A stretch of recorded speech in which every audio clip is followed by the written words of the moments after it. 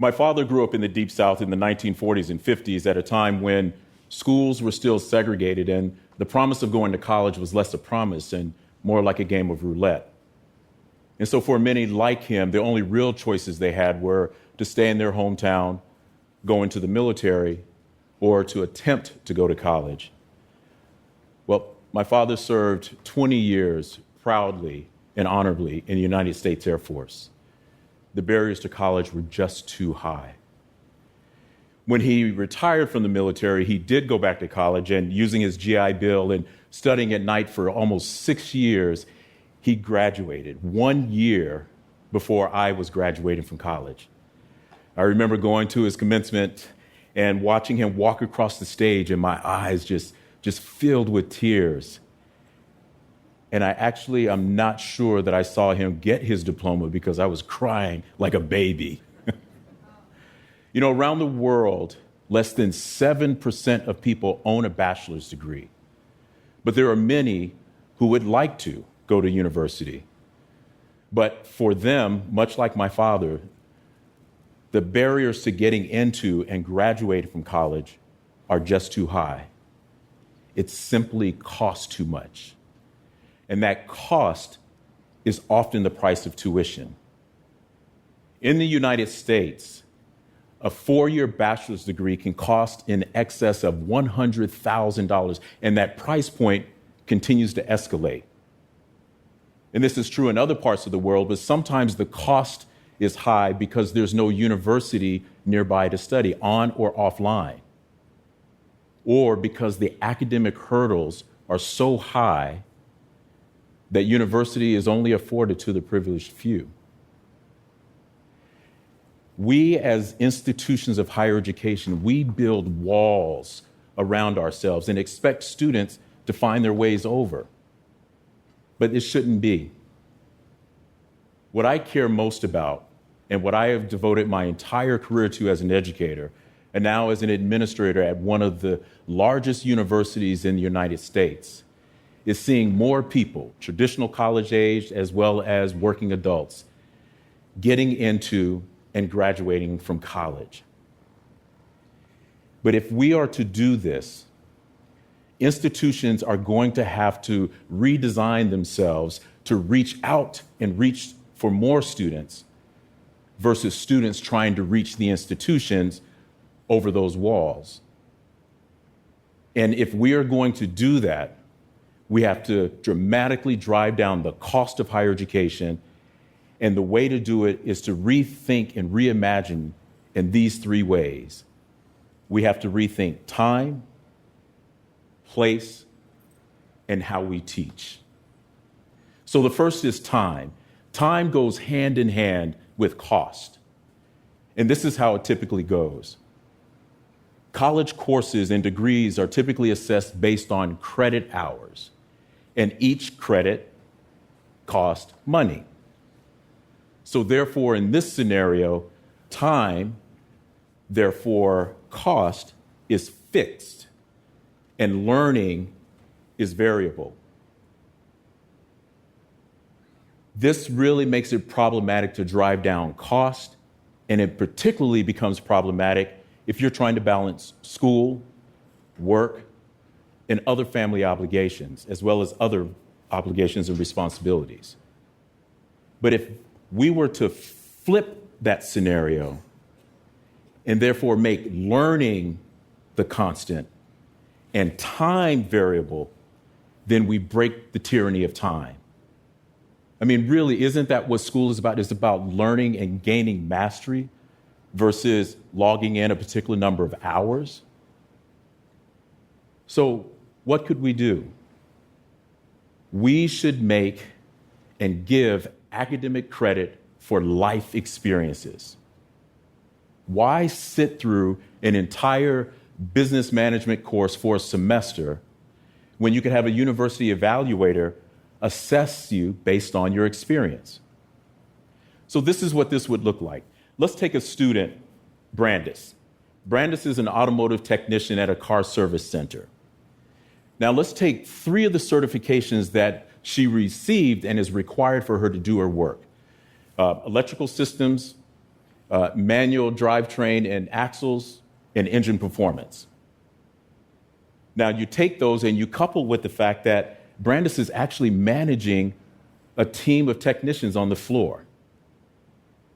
You assess all of that, and she finds out that she's just a few credits shy of a college degree, a degree in automotive engineering or engineering management. And then on top of that, during that assessment, she finds out that she has a pathway to receive the remainder of those credits for her degree in less than 5 months. A few of us are doing this. But here's what I hope for. My hope is that time becomes even more variable. So let's build a global skills bank, much like a financial bank. But in this case, skills and experiences are the currency. So if you take an evening course in accounting, deposit that into your bank. If you do a summer internship at a marketing firm, deposit that into your bank. If we're able to do this and do this at scale, we could dramatically decrease the time to complete a degree, therefore drive down cost. Second, place. We have to completely re-envision and reimagine how we think and we see place. We know that physical college campuses are expensive to maintain, and we have to understand that we should look at learning options in a variety of different ways. But there's also another cost that we need to lower, and it's the cost of belonging. Whether it's because there's not a university nearby for you to learn, be it on or offline, or because there are emotional or cultural walls that disconnect the learner from that learning location. Cameron, as a student, should be able to take classes in a community center or in his church. He should be able to seek career advising and support from local business owners and businesses. We should be able to take his work and his volunteer experiences and turn those into credits, all in a community that he trusts. And then, therefore, we are making that community a thriving, vital part of a learning ecosystem for him and for many others. If we can do this, this means that we absolutely have to believe that learning can take place anywhere. And if we do, then we decrease the cost of place. Finally, teaching. What about teaching? Well, teaching is at the heart of learning. Teaching is the inspiration and the connection. It is the spark that connects the learner to the information. So there's nothing that we want to do to mess with that magic. But we do know that teaching is one of the higher costs of education. So what do? We should take the most inspirational and engaging teachers and all that teaching charm that comes with it and make bigger classrooms for them, scaling and expanding their reach. So most classes are 20 to 30 students, or in some cases, a couple of hundred. But in online, you can reach thousands all around the world. We currently have a course called Human Relations in Administration. It's a foundational course for all undergraduate business majors. This course has upwards of 3,000 students from all over the world, the US, Canada, Germany, India, and the list just goes on and on. We also have classes that are upwards of 5,000, and we aspire to scale even more. We want it so that wherever you have an internet connection, you can put a virtual butt in a seat. Now, there are folks who are skeptical about online, particularly large online classrooms, and they posit in that smaller classrooms are better. But I would argue what smaller classrooms are really providing is personalization. And so with personalization, this is what I want to see. I want to see a student, regardless of where they are, regardless of their location, to have a single source, be it their mobile phone or their laptop, where they have access to instruction in real time or in their time.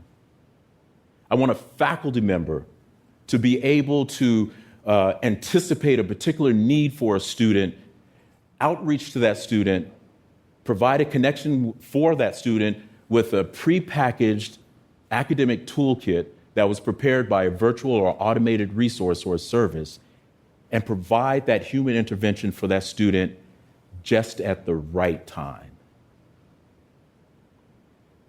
That's what chatbots and predictive analytics and AI can provide a university. Insights into when is it the right time to provide that human intervention that helps that student to become unstuck and to provide that personal support the student may need. Some of us are doing this. But if we can really do this and do this at scale, we are solving the problem by building faculty to do the thing that they are best at and to do that inspiration at scale. And at the same time, we are helping to drive down the cost of higher education by still providing the personal support at the time that it's needed. So I began this talk talking about my father. There's a lot that has changed about higher education over this period of time, and there are things that have not changed. We as institutions still find ourselves being exclusive and expensive, keeping students on the wrong side of that wall. Instead of thousands of autonomous universities, this is what I would like to see happen. I would like to see universities, companies, and governments invest deeply in a higher education superhighway that allows for the fluidity and the transferability of experiences from place to place, from workplace to the classroom, beyond borders and beyond boundaries.